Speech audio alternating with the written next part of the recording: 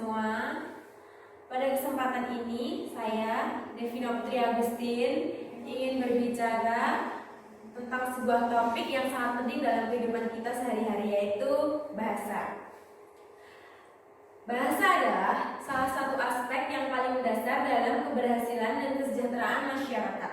Bahasa memungkinkan kita untuk berkomunikasi dengan orang lain dan membangun hubungan yang baik antara kita. Namun, bahasa bukan hanya sekedar alat untuk berkomunikasi. Bahasa juga mencerminkan identitas dan budaya kita sebagai individu dan sebagai bangsa. Dengan mempelajari bahasa, kita dapat memahami nilai-nilai dan tradisi yang terkandung di dalamnya.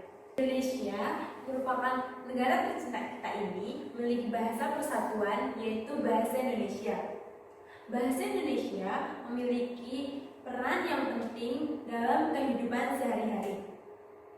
Perbedaan bahasa dan kebudayaan yang beragam dapat dijadikan menjadi satu, yaitu dengan bahasa Indonesia.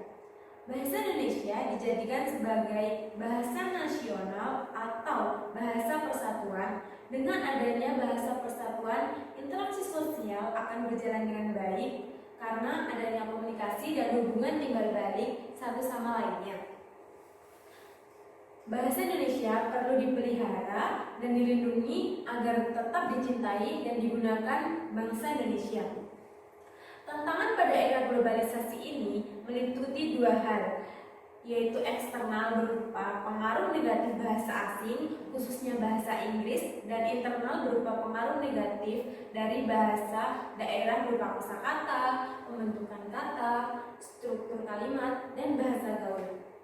Teman-teman di sini bisa memberikan contoh satu atau dua kata dari bahasa gaul nggak ya?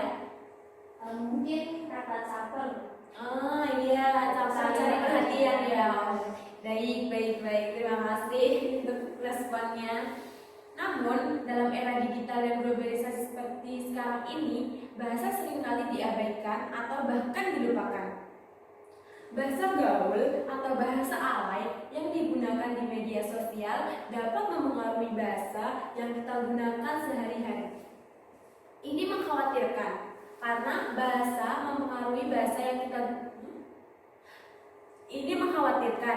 karena bahasa yang buruk dan tidak benar dapat merusak bahasa asli kita dan mengancam keberagaman bahasa di dunia. Alasan bahasa gaul saat ini adalah kurangnya kecintaan mereka terhadap bahasa Indonesia sebagai bahasa nasional. Terlalu banyak menggunakan bahasa gaul, terutama di kalangan remaja, akan meresahkan bangsa ini.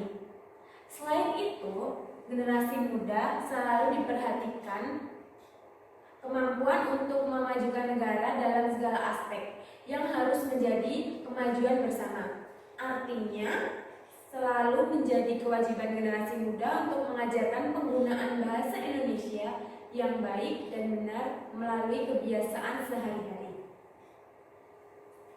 Untuk mempertahankan dan melestarikan bahasa Indonesia dibutuhkan sikap yang positif yang harus dilakukan dalam kehidupan sehari-hari dengan menggunakan bahasa Indonesia daripada bahasa luar maupun bahasa gaul dan bersedia menjaga agar pengaruh asing tidak terlalu berlebihan.